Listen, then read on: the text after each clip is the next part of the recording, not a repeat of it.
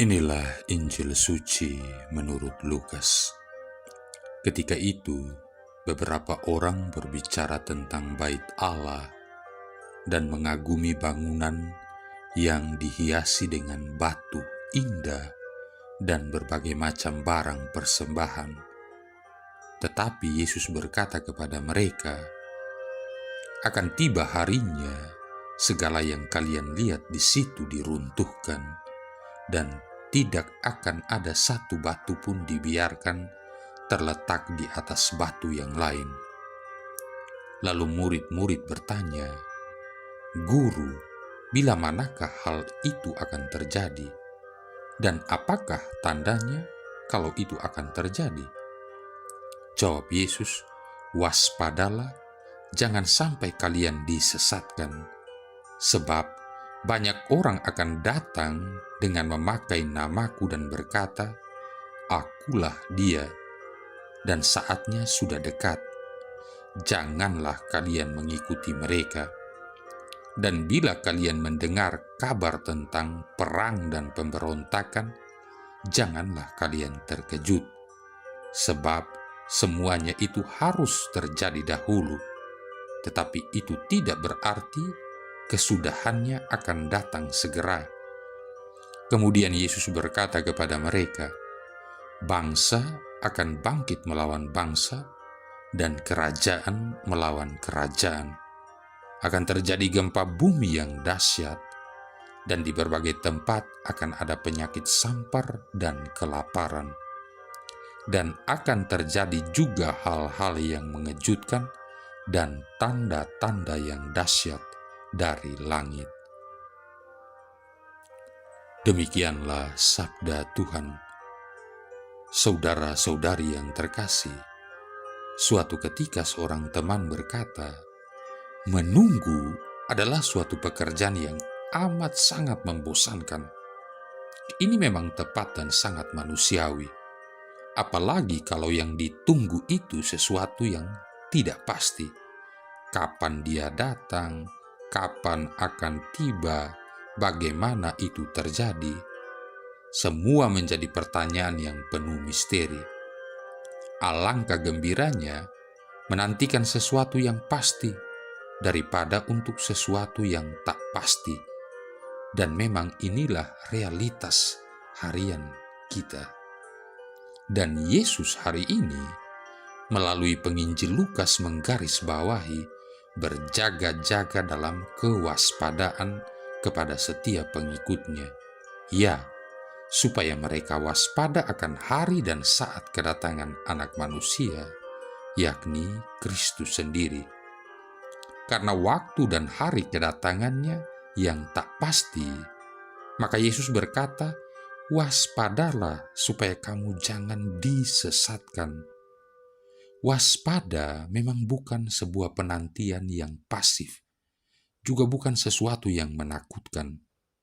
Mungkin ada yang akan bertanya, mengapa perlu waspada? Yesus tentu tak mau menakutkan para muridnya dengan pernyataan agar mereka waspada akan jatuhnya hari dan saat yang tak pasti itu, atau juga dengan segala bencana yang akan terjadi menjelang hari-hari itu, sebab memang semuanya itu harus terjadi dahulu. Saudara-saudari yang terkasih, hal paling utama yang sebenarnya mau ditekankan di sini yaitu, janganlah kita memisahkan diri dari atau melupakan Kristus Yesus yang telah kita imani. Yesus yang tetap sama, baik 2000 tahun lalu, kini dan nanti. Karena memisahkan diri dari Kristus akan berakibat, seperti kata Yesus dalam Injil hari ini, gampang mempercayai para penyesat yang datang dengan memakai nama Kristus, yang mengatakan, "Akulah Dia dan saatnya sudah dekat." Dengan kata lain, Yesus sebenarnya mau mengatakan bahwa barang siapa yang mengenal dan bersatu dengannya secara mendalam dan pribadi, yang berarti juga adalah murid-muridnya, tidak akan mempercayai kata-kata orang ketiga yang menyebut dirinya Kristus. Jadi, relasi aku dan Kristus menjadi sangat penting di sini. Maka menjadi pertanyaan untuk kita renungkan, bagaimanakah relasiku sendiri dengan Yesus? Apakah aku sudah menjumpai Dia secara pribadi? Atau Dia masih menjadi orang lain dalam hidupku? Mungkin sama seperti orang yang kujumpai di jalan, yang sebentar melempar senyuman padaku dan sesudahnya kulupakan sama sekali. Sekali lagi, kewaspadaan tak lain adalah sebuah pertanyaan, bagaimana relasiku dengan Kristus?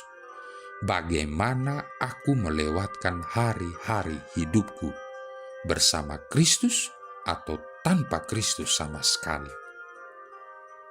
Tinggallah padaku dan kamu akan berbuah banyak. Dengan ini, maka berjaga-jaga bukan lagi sebuah penantian yang pasif dan membosankan, melainkan lebih pada bagaimana kita menguduskan hari dan saat-saat hidup kita dalam Kristus Yesus sendiri. Jika demikian, kedatangannya tak lagi menjadi sesuatu yang menakutkan, melainkan justru keselamatan.